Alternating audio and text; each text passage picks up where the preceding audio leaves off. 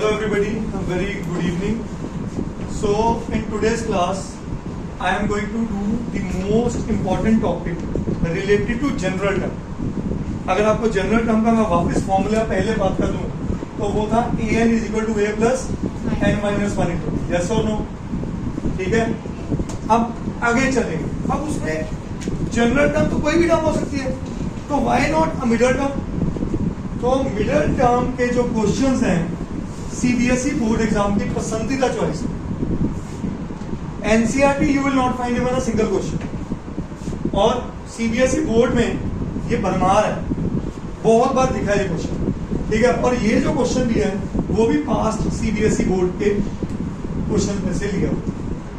ठीक है जी. अब ये क्या कह रहे हैं, find the middle term of the AP. ये कोई एपी है, इसकी कौन सी टर्म निकालनी है जो बिल्कुल बीच में है. जैसे कि मैं एक एपी आपके सामने क्रिएट करता हूँ, 5, 12, 19, 26, 33. सही है, एपी है कि नहीं है.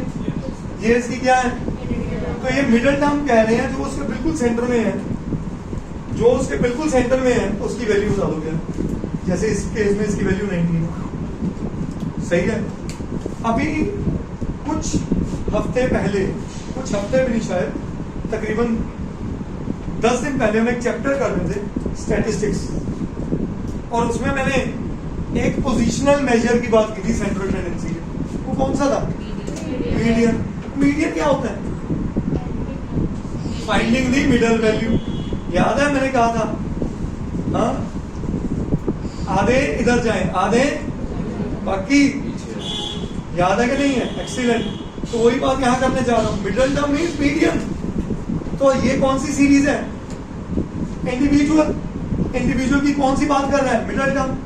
अब आपको मिडल टर्म इंडिविजुअल सीरीज में सिखाया था, या सोचो यार, ऑड या कहानी कैच हो रही है कि नहीं. तो why this question is important, because इसका पहला एस्पेक्ट कवर करा जाता है स्टैटिस्टिक्स के थ्रू. अंडरस्टूड. बच्चा कनेक्टेड होता है, एपी में कैसे मिडल टर्म, यही मन में आता है ना भाई. मिडल टर्म एपी हो, जो मर्जी हो, है तो सीरीज है. हर स्टैटिस्टिक्स का डाटा अपने आप में एक सीरीज है. वो पैटर्न नहीं बनाते, इसलिए प्रोग्रेशन नहीं कहलाते. ये प्रोग्रेशन इसलिए कहलाता है क्योंकि ये एक पैटर्न से चलता है. अंडरस्टूड. नींद आपको नींद आ रही है, सो बेटर है काम पे आइए. ठीक है, आ जाइए.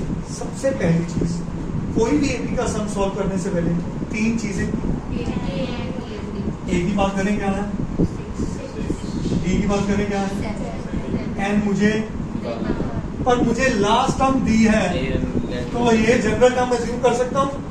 Late a n is equals to, तो यहाँ से पता चला भाई a plus n minus one into d is 216. यहाँ से ये भी पता चला 6 plus n minus one into 7 is equal to, ये 6 उधर जाती है, माइनस हुआ 210. 7 मल्टीप्लाई हो रहा है, वो जाती क्या हो गया, तो n minus one is equal to क्या आ गया, 30. n इज इक्वल टू क्या आ गया, ओके. n 31 का मतलब इसकी 31 टर्म्स. 31 इवन होता है ना, ऑड होता है. अगर n 31 ऑड है, मीडियन का फॉर्मूला क्या था for odd number, so middle term. बस हम यहाँ वर्ड मीडियन नहीं बोलेंगे, क्या बोलेंगे, so middle term will be given by n plus 1 by 2th term. Justified और नॉट जस्टिफाइड, जस्टिफाइड और नॉट जस्टिफाइड. कैच कर गए मेरे पॉइंट को, श्योर. n क्या है, 31 plus 1 upon 2, 32 by 2, 16th term. तो मुझे तो ये क्वेश्चन बहुत इजीली आता है. A16 ढूंढने की बात चल रही है, जस्टिफाइड और नॉट जस्टिफाइड. मीडियन लगाने इसके बाद, n ने बताया मैं ऑड, तो मीडियन का ये फॉर्मूला लगेगा. अगर इवन होता तो लगता n upon 2 and it's next term. Yes और नो, बोलिए. तो A16 क्या निकला मेरे पास, a प्लस 15. a मेरे पास क्या है 6, 15. d क्या है 7, 15 7 105.